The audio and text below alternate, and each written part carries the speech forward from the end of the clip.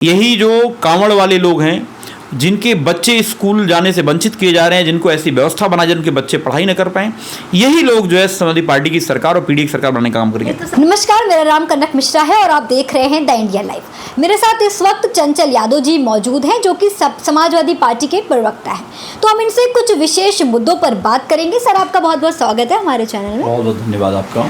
Sir, ये बताइए कि जिस तरीके से अभी मौलाना ने डिम्पल यादव के ऊपर टिप्पणी की और उसके बाद बीजेपी कह रही है कि अखिलेश यादव मौन है और वो खड़ी हो गई है डिम्पल यादव के साथ में और बहुत सारे नारेबाजी कर रही है कि बीजेपी डिम्पल यादव के सम्मान में इस तरीके से, मतलब तो सर इस पे क्या कहेंगे आप? देखिए, बीजेपी का दोहरा चरित्र है। भारतीय जनता पार्टी का सदैव से इतिहास रहा है। मुंह में राम बगल में छुरी, ये कोई मान सम्मान की जो बात करने वाले लोग हैं अपने गिरेबान में झांकें। अगर आप देखें, आज उत्तर प्रदेश की बात करें तो उत्तर प्रदेश में महिला अपराध में उत्तर प्रदेश नंबर 1 है। आए दिन ऐसा कोई ज़िला नहीं है जहां पर महिलाओं के साथ बड़े अत्याचार ना हो रहे हों। इसी उत्तर प्रदेश के अंदर आपने देखा होगा हाथरस जैसी बड़ी घटना हुई। इसी उत्तर प्रदेश के अंदर आपने देखा होगा जंतर मंतर पे हमारी बहनें, इसी उत्तर प्रदेश एक सांसद के विरोध में पूरी दुनिया में जिन्होंने नाम गौरव किया था देश का, तब तो भाजपा मैदान में नहीं आई। आज जहाँ तक बात है हमारी सांसद आदरणीय श्रीमती डिम्पल यादव जी की, जहाँ तक बात है, जो मौलाना ने जो बात कही वो निश्चित तौर से बहुत ही घृणित है। और ये कौन नहीं जानता है भारतीय जनता पार्टी का चेला चपाटा है वो। और भारतीय जनता पार्टी के द्वारा जो इनका आईटी सेल प्रमुख है, बीजेपी का आईटी सेल का जो प्रभावित मालवीय है, उसके द्वारा संरक्षित वो गुंडा है एक तरीके से, और उसको भी लोगों ने जवाब दिया है।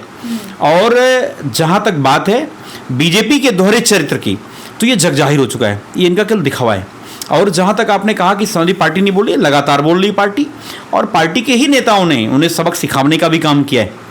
और मैं आपसे एक बात कहना चाहता हूँ कि ऐसे गुंडों के खिलाफ जो इस तरीके से अपनी भाषा की गुंडई के आधार पर लोगों में आपसी वैमनस्यता और लोगों में महिला पुरुष में भेदभाव करने का काम करते हैं और जाति को जाति से धर्म लाने का काम करते हैं, ये बहुत ही घृणित है। उनके खिलाफ सरकार को सख्त कार्रवाई करनी चाहिए। मैं कहता हूँ कि अगर उन्होंने ये टिप्पणी उसने की तो ये सरकार में कौन बैठा है, ये किसकी जिम्मेदारी है? जो लोग जिम्मेदारी लेने के बजाय वो दिखावा कर रहे हैं। और मैंने कहा कि ये भारतीय जनता पार्टी यही है जिसके पास कुछ भी कहने के लिए नहीं होता है, बस मुंह में राम बगल में छुरी वाली कहानी है जी। अच्छा सर, ये आजकल जो है स्कूल मर्जर का मुद्दा बहुत ज़्यादा उफान मार रहा है, तो इस पे क्या कहेंगे कि सरकार किस हद तक ये चीज़ें सही कर रही है? देखिए, कितना बड़ा दुर्भाग्य है इस प्रदेश का कि आज सोचो जहाँ पर स्कूल समाजवादी पार्टी के शासन में। मैं आपको एक बात बता दूं कि मैं जिस ग्राम पंचायत से बिलोंग करता हूँ, पहले उस ग्राम पंचायत में प्राइमरी स्कूल नहीं हुआ करता था। मैं जिस प्राइमरी स्कूल से पढ़ा हूँ, मैं बगल वाली ग्राम पंचायत में पढ़ा हूँ, वो भी उस प्राइमरी स्कूल में छतें नहीं हुआ करती थी। लेकिन जब श्रद्धेय नेताजी पहली बार मुख्यमंत्री बने, उसके बाद प्राइमरी स्कूलों में छतें बनने लगी, प्राइमरी स्कूलों का इजाफा होने लगा, जूनियर हाई स्कूलों का इजाफा होने लगा, राजकीय इंटर कॉलेज बनने लगे, स्कूल बनने लगे। लेकिन आप सोचो कितना दुर्भाग्य, ये सरकार एक तरफ कहती है विश्व गुरु बनाएंगे हम, एक तरफ स्कूलों को बंद करना चाहती है। आपने देखा होगा लखनऊ से जो अयोध्या मार्ग है, 120 किलोमीटर की दूरी में तकरीबन 24 मधुशालाएं बढ़ी हैं। अब अगर इन भाजपाइयों से पूछो कि इस देश को मधुशाला की ज़रूरत है या पाठशाला की ज़रूरत है, आप विश्व गुरु बनाने की बात करते हो, केवल जुमलेबाजी झांसेबाजी। आप मुझे बताओ, जब स्कूल नहीं रहेगा लोगों के बच्चे कहाँ पढ़ने जाएंगे? और ये सरकार चाहती है कि लोग जो है पढ़े लिखे ना। बाबा साहब भीमराव अम्बेडकर कहा करते थे, शिक्षा उस शेरनी का दूध है जो जितना पिएगा उतना दहाड़ेगा, जो नहीं पिएगा गिड़गिड़ाएगा। तो ये सरकार जो शिक्षा सवाल पैदा करती है, जो शिक्षित लोग हैं सवाल पूछते हैं, सरकार डरती है सवाल पूछने से। आपने देखा होगा जिस तरीके से लोकसभा के अंदर प्रधानमंत्री जी गायब थे और अंतिम समय में आए, उन्होंने क्या क्या लफाजी की। आज पूरा देश पूछ रहा है कि आदरणीय प्रधानमंत्री जी आप जवाब दो। आपने सीज फायर जो हुआ, आज पूरी दुनिया में हिंदुस्तान के साख किसने गिराने का काम किया? किसने देश का सीना जो चौड़ा था जिसको झुकाने का काम किया? एक अमेरिका का राष्ट्रपति जो लगातार इस बात को कह रहा है कि हमने सीज फायर कराया, और लगातार धमकी दे करके। ऐसा नहीं कि इसके पहले अमेरिका ने धमकी नहीं दिया था, लेकिन उसकी धमकी का मुंहतोड़ जवाब दिया था हिंदुस्तान ने, चाहे वो श्रद्धेय अटल बिहारी वाजपेयी रहे हों, चाहे आपका परमाणु जो विस्फोट का मामला था, जब परमाणु जो परीक्षण का मामला था, आपने देखा होगा, चाहे श्रद्धेय श्रीमती इंदिरा गांधी रही हो, चाहे अटल बिहारी वाजपेयी जी रहे हो, आपने देखा 1971 की लड़ाई में भी हमने अमेरिका को आंख से आंख डाल के बात की थी। लेकिन हाँ बताओ, आज प्रधानमंत्री 56 इंच की सीने की बात करते हैं, आज उनकी क्या हालत है? आज वो आंख में आंख डालने की बात करते थे, आज तो अपनी जुबान से ट्रंप नाम लेना चाहते। आज आपने देखा होगा 25% टैक्स बढ़ा दिया। इसके अलावा धमका रहा है कि आप किन किन देशों से क्या क्या चीजें करोगे, आप ऐसा करोगे तो मैं ऐसा करूंगा। ये इस देश की गरिमा के साथ, देश के स्वाभिमान के साथ इस सरकार ने समझौता करने का काम किया है। कहीं ना कहीं कोई नस दबी हुई है भारतीय जनता पार्टी के नेताओं की, या मेरा ख्याल है अडानी जी की। आज उसी के चक्कर में ये देश के स्वाभिमान के साथ बहुत बड़ा खिलवाड़ हो रहा है। लेकिन आपको बताएं, इंडिया अलायंस और समाजवादी लोग इस देश के साथ कोई भी स्वाभिमान से समझौता नहीं होने देंगे। और कभी भी आपने देखा, श्रद्धेय नेताजी जब रक्षा मंत्री थे, चीन हमारी सीमा में 1 किलोमीटर घुस आया था, उसका जवाब जो है हमारी सेना ने 4 किलोमीटर घुस करके जवाब दिया था। और ऐसे कई सारे मौके हैं जिनके ऊपर हमें सेना के और हमारी जो एयर फोर्सेस हैं, जो हमारी थल सेना है, जो हमारी नेवी है, हमें गर्व की अनुभूति प्रदान की है। लेकिन आज के समय अगर हम बात करें, ऑपरेशन सिंदूर हमारा हुआ, जिनके ऊपर कोई सवाल नहीं है, पूरी हिंदुस्तान का एक एक जनता, 140 करोड़ की आवाम को गर्व है हमें अपने सेना के ऊपर। लेकिन जब पाकिस्तान घुटने टेक दिया था, तो फिर आपने क्या किया? आपने एक सीज फायर कराया, वो भी अमेरिका ने किया। चौधरी कौन बन रहा है? अमेरिका बन रहा है। उसके अलावा आप 56 इंच सीने की बात करते हो। आज पूरी दुनिया में डंका नहीं घंटा बज रहा है। आज अगर हम बात करें, आप कभी कल्पना करो कि जो एक हमारा दुश्मन राष्ट्र है पाकिस्तान, जो आतंकियों का सरगना है, उसके सेना अध्यक्ष को ट्रंप जी बुला करके दावत देते हैं और पूरा व्हाइट हाउस और जो एक प्रोटोकॉल होता है राष्ट्रपति का, उस प्रोटोकॉल को तोड़ करके वो सारी बातें करते हैं, दावत देते हैं। लेकिन आप सोचो हमारी विदेश नीति कहाँ पे है? तो आज पूरी तरीके से हमारी विदेश नीति पैरालिसिस हो चुकी है। गृह मंत्रालय जो जिम्मेदारी लेने से भाग रहा है। आपने देखा होगा, पहले कोई घटना घटती थी तो गृह मंत्रालय से लेकर के विदेश मंत्री से लेकर प्रधानमंत्री जिम्मेदारी लेते थे। और आपने देखा होगा, इसके पहले जब 26/11 की बात करें तो हमारे गृह मंत्री ने रिजाइन किया था, वहाँ के स्टेट में मुख्यमंत्री बदला गया था। लेकिन आप बताओ, कोई जिम्मेदारी लेने वाला भी है? तो ये भारतीय जनता पार्टी के लोग केवल बांटो और राज करो की नीति पे काम कर रहे हैं। स्कूल बंद कर रहे हैं, मौसालाएँ बढ़ा रहे हैं। ये अस्पतालों की हालत बद से बदतर है। मैं अभी लोहिया आयुर्विज्ञान संस्थान डेली जाता हूँ, आपको विश्वास नहीं होगा, कल मैं एक पेशेंट को भर्ती कराने के लिए रात 1 बजे तक जगता रहा, लेकिन उस पेशेंट को भर्ती नहीं किया गया। और आपको सुन करके आश्चर्य होगा, मैं गया वहां पे देखा और उनका बेड नहीं खाली है। मेरे पास बाकायदा वीडियो है, मैं वीडियो लेके आया और मैंने दिखाया डायरेक्टर साहब के, मैंने पीआरओ को मैंने भेजा, मैंने कहा ये वीडियो है, ये चेक कर लो, आप 3 बेड खाली है, आप क्यों नहीं भर्ती करना चाहते हो? तो ये सरकार जो है लोगों को मतलब मरने पे छोड़ दिया कि भाई मरो आप, और आप जो सवाल पूछने वाले लोग हैं उनके ऊपर लाठी बरसाएगी। जो लोग कांवड़ की यात्रा लेके जाएंगे उनके ऊपर आप हेलीकॉप्टर से पुष्पवर्षा करो, लेकिन कम से कम जो हमारे देश की नींव है, भाई शिक्षा अगर नहीं होगी तो फिर क्या होगा? जो अगर हमारे बच्चे, जो हमारी पीढ़ियां शिक्षित नहीं होंगी तो फिर क्या हाल होगा? आप बताओ, आज के समय में क्या अपने बच्चे को प्राइवेट स्कूल में पढ़ाने के लिए हिम्मत कर सकते हो? आप जिसकी सैलरी अगर 20,000 से नीचे है, क्या अपने बच्चे को प्राइवेट स्कूल में पढ़ा सकता है? लखनऊ में वो नहीं पढ़ा सकता है। लेकिन आज पूरी तरीके से सरकार ने बेसिक इंफ्रास्ट्रक्चर खत्म करने का काम किया है। और ये 2027 में आप देखेंगे, यही जो कांवड़ वाले लोग हैं, जिनके बच्चे स्कूल जाने से वंचित किए जा रहे हैं, जिनको ऐसी व्यवस्था बना जिनके बच्चे पढ़ाई न कर पाए, यही लोग जो है समाजवादी पार्टी की सरकार और पीढ़ी की सरकार बनाने का काम करेंगे। तो सर क्या कांवड़ ले जाना गलत है? मतलब आप कह रहे हैं कांवड़ वाले लोग? मैंने कहा यही कांवड़ के लोग, एक कांवड़ यात्री चूंकि देख रहे हैं ना, उनके बच्चे जो है उनके स्कूल ना जाएं, उनके लिए रोका जा रहा है, उनके स्कूलों को बंद किया जा रहा है, जूनियर हाई स्कूल बंद किए जा रहे हैं, प्राइमरी स्कूल बंद किए जा रहे हैं। पहले तो आपने प्रधानाध्यापक खत्म किए। पहले नियम था कि भाई 115 बच्चे से कम अगर प्राइमरी स्कूल में प्रधानाध्यापक नहीं रहेंगे। जूनियर हाई स्कूल में अगर आपने 145 या 151 बच्चे से कम अगर होंगे तो वहाँ पे जूनियर हाई स्कूल में आपके बच्चे वो प्रधानाध्यापक नहीं रहेंगे। पहले आपने वहाँ नौकरियाँ खाई, फिर आप स्कूल मर्ज कर रहे हो। तो ये पूरी तरीके से जो हमारा शिक्षा, जो हमारा राइट है, अधिकार है, वो सरकार ख़त्म करना चाहती है। वो चाहती है कि पीडीए के बच्चे पढ़ ना पाएँ। और पीडीए में पता है, पीडीए में पिछड़ा, दलित, अल्पसंख्यक, अगड़ा पीड़ित पत्रकार, वो सब लोग हमारे आते हैं, आधी आबादी भी है मैडम। तो इसलिए बीजेपी के लोग ये चाहते हैं कि पीडीए के लोग पढ़ाई ना कर पाएँ। इसके लिए बहुत बड़ी साजिश है, लेकिन इस साजिश में बीजेपी नाकाम होना तय है। और आदरणीय मुख्यमंत्री जी, मैं तो कह सकता हूं कि बीजेपी के लोग और ज़्यादा पढ़े लिखे होते तो ऐसा काम नहीं करते। अच्छा सर, ये बताइए फिर अखिलेश यादव ने कहा, एक ऐसे ऐलान किया कि अगर सरकार जो है स्कूल मर्जर करेगी तो हम अपना पीडीए पाठशाला खोल देंगे। और अगले दिन से फिर ट्विटर पे वीडियोस ट्रेंड होने लगे। अमेठी में एक वीडियो वायरल हुआ जहाँ पर एक शिक्षक पढ़ा रहा है बच्चों को, नीचे मार तिरपाल बिछाकर ने साइकिल रखी हुई है, पीडीए पाठशाला लिखा हुआ है। लेकिन सर जैसे बच्चे पढ़ेंगे तो फिर बाद में जब वो निकल जाएंगे या जो भी चीज़ें तो उसको सर्टिफिकेट कौन देगा, कौन से बोर्ड से पढ़े होंगे या उसकी जिम्मेदारी कौन लेगा, इन सब चीज़ों पे क्या कहेंगे? देखिए, इसके लिए समाजवादी लोग और हमारे नेता आदरणीय अखिलेश यादव जी हाईली क्वालिफाइड इंसान हैं, शिक्षा के महत्व को समझते हैं। जो पढ़ा लिखा होगा शिक्षा के महत्व को समझता है। और मैं बता दूं कि हमारा बेसिक राइट है। और अगर आप सोचो जो अगर हमारी प्राइमरी तालीम अगर हमारी कमज़ोर हो जाएगी तो हम फिर कहीं नहीं रह जाएंगे। इसीलिए अगर बीजेपी के लोग स्कूल बंद करने का काम करेंगे तो पीडीए पाठशालाएँ खोलेंगी और समाजवादी लोग अपने दम पर पीडीए पाठशाला चलाने की कुवत रखते हैं। उन बच्चों को जो है शिक्षा से महरूम नहीं होने देंगे। और इसीलिए हमारे नेता बहुत ही जिंदा दिल इंसान हैं।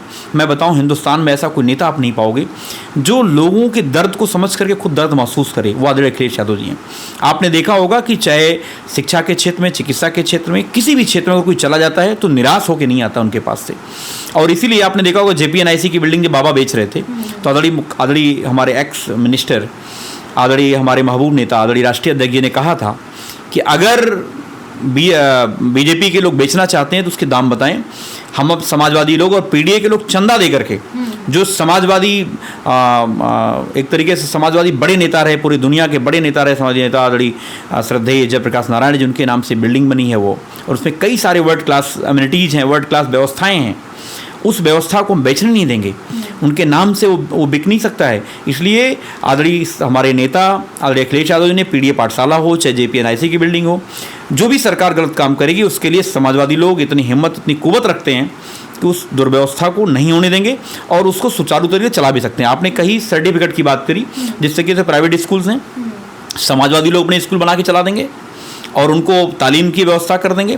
और हमारी पार्टी का नारा है, आपने देखा होगा चाहे 2003 की सरकार रही हो, 2012 की सरकार रही हो, कानून व्यवस्था चुस्ती हो, दवा पढ़ाई मुफ्ती हो। तो ये हमारा नारा था कि शिक्षा, आपने देखा होगा लोहिया आयुर्विज्ञान संस्थान में मैं इलाज कराता हूँ, लोहिया अस्पताल में 1 रुपये की पर्ची पे सारी जांचें फ्री थी। आज 1 रुपये नहीं 100 रुपये की पर्ची चलो कर दिया, ठीक है, लेकिन आप सारी जांचें पैसे लग रहे हैं। आपको मैं सुन के आपको आश्चर्य, कभी आप चले जाना लोहिया आयुर्विज्ञान संस्थान में, जिस जांच का दाम बाहर सस्ता है और अंदर सरकार में महंगा है। आप बताओ ये सरकार क्या कर रही है? अभी MRI की अगर आप बात कर लो, MRI की डेट आपको मिलेगी 1.5 से 2 महीने बाद की, और 1.5 से 2 महीने की बाद वही रेट आपको सामान्य रेट में मिल जाएगी, बाहर आपकी जांच हो जाएगी। तो ये सरकार जो मतलब 1 रुपये की पर्चे पे की सारी जांचें फ्री थी, CT स्कैन MRI तक की सारी जांचें फ्री थी। लेकिन आप बताओ सरकार क्या संदेश देना चाहती है? सरकार एक तरफ कहती है कि ठीक है आप कांवड़ ढोने जाओ, हम आपको हेलीकॉप्टर से कुछ वर्षा करेंगे, लेकिन क्या उनकी मंशा नीयत सही है? क्या वो लोग ये चाहते हैं कि गरीबों का इलाज हो पाए? क्या वो चाहते हैं गरीबों के बच्चे पढ़ पाएँ? क्या वो चाहते हैं कि डीजल पेट्रोल किसान की जो आय दुगनी करने वाले लोग थे उनकी लागत दुगनी हो गई है? आप बताओ, हम लोग, मैं तो किसान परिवार का बेटा हूँ, मेरे पिताजी खेती करने वाले व्यक्ति रहे और उन्होंने खेती करके ही उसके बाद प्रधान बने। मैं इलाहाबाद विद्यालय का छात्र रहा, मुझे याद है कि हम लोग 1000-1200 रुपये में पढ़ लिया करते थे। लेकिन आज क्या कोई अपने बच्चे को पढ़ा सकता है विश्वविद्यालय में? फीस 4-4, 5-5 गुना महंगी कर दिया आपने। तो ये बीजेपी के लोग जो है, मैं ज़रूर ये कह सकता हूँ कि बहुत पढ़े लिखे लोग अगर होते तो कम से कम शिक्षा के ऊपर जो है ऐसा काम नहीं करते, स्कूलों का मर्जर नहीं करते, और ये सरकार को वापस लेना चाहिए। ये अगर वापस नहीं लेंगे पूरे प्रदेश में, पूरे देश में इसके लिए आंदोलन होगा और सरकार को बैकफुट पे जाना पड़ेगा। जी। अब जैसे कि हम थोड़ा सा बात कर लेते हैं बिहार पे, क्योंकि आगामी चुनाव अब ये अक्टूबर या नवंबर में होने वाले हैं। तो सर क्या लग रहा है कि अब किसकी सरकार बनने वाली है? क्या मतलब अब युवा नेताओं की बारी है या फिर पुराने जो हैं वही दोहराए जाए, मतलब वापस से आएंगे? अब देखिए, जहाँ जहाँ इलेक्शन होता है आदरणीय अमित शाह जी कहते हैं कि आप हमें दोबारा सरकार बना दो, हम नंबर 1 प्रदेश बना देंगे। वो कई बार ये बातें कह चुके हैं। तो कहावत है, कांट की हाड़ी बार बार नहीं चढ़ती है।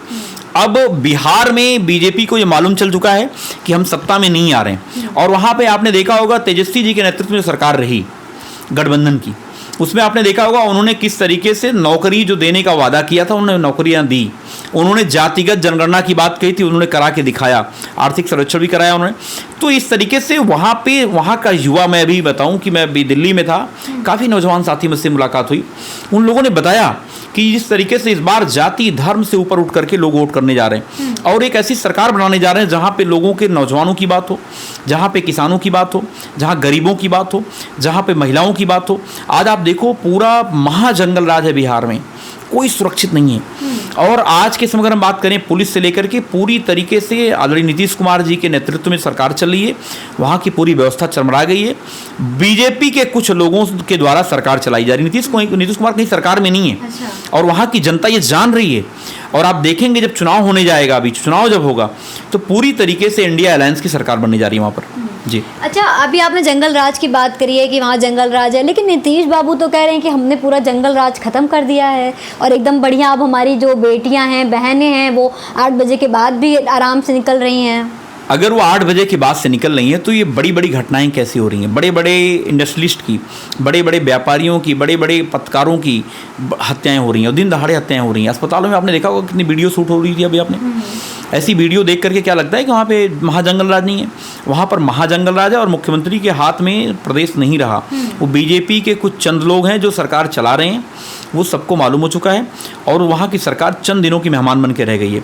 मैं पूछना चाहता हूँ कि आदरणीय प्रधानमंत्री जी ने जो वादा किया था बिहार में, बहुत बड़े बड़े वादे, एम्स बनाएंगे, ना जाने क्या क्या कहे थे, क्या एक भी वादा पूरा कर पाए? भाई बहनों, 10,000 करोड़ दे दूंगा, 20,000 करोड़ दूंगी, 50,000 करोड़ दूंगी, 70 करोड़ दूंगी, 1 लाख करोड़ दे दूँ। आपने देखा था, सुना था? क्या दिया उन्होंने बिहार को? केवल झांसेबाजी, जुमलेबाजी।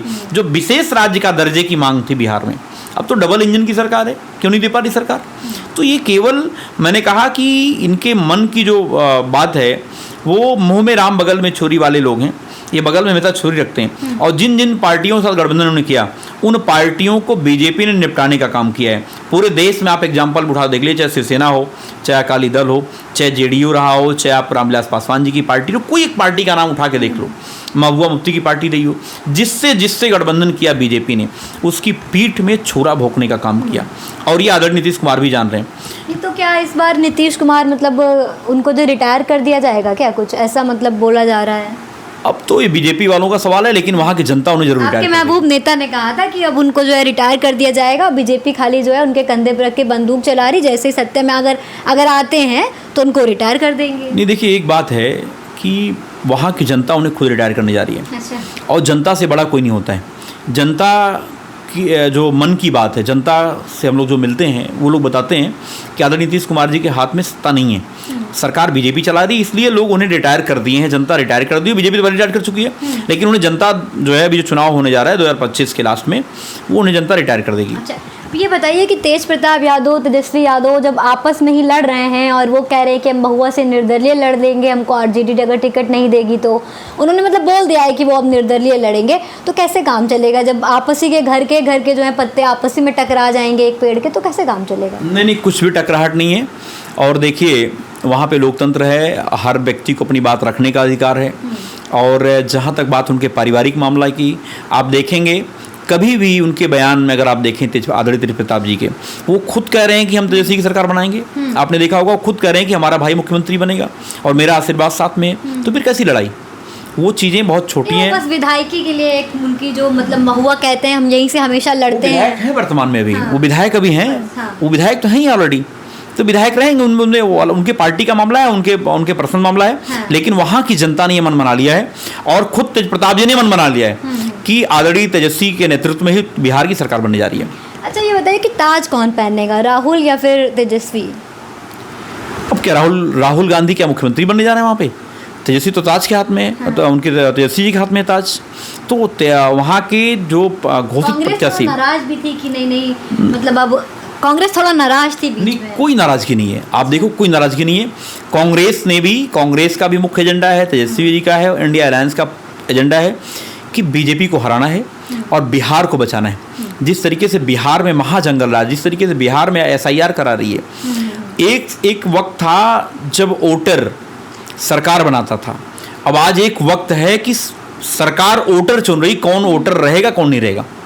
ये बहुत बड़ा गौर सवाल है। इसलिए हर एक व्यक्ति इस सरकार को उखाड़ फेंकने की कसम खा चुका है। और जब से SIR की बात हुई है, बीजेपी ने अपने पैर में कुल्हाड़ी मारने का काम किया है और इसके आपके दूरगामी परिणाम होंगे। आप देखेंगे बिहार से शुरुआत हो रही है और उत्तर प्रदेश तक आते आते यहाँ की सरकार गिर जाएगी। सर अब एक आखिरी सवाल आपसे ये कि सर अब ऐसे मतलब अभी हम लोग आ रहे थे तो सर रास्ते में बहुत सारा जल भराव हमको दिख रहा है, कहीं पानी निकलने की जगह नहीं है, जरा सी अगर बारिश हो जाए तो पूरा लखनऊ डूब जाता है, उस पर सर क्या बोलेंगे सरकार? देखिए इनका ट्रिपल इंजन है, ट्रबल इंजन बन के रह गया। आप इस चिनहट से मल्हौर रोड पे आएंगे तो 24 गड्ढे हैं और ये पिछले 8 सालों से हैं।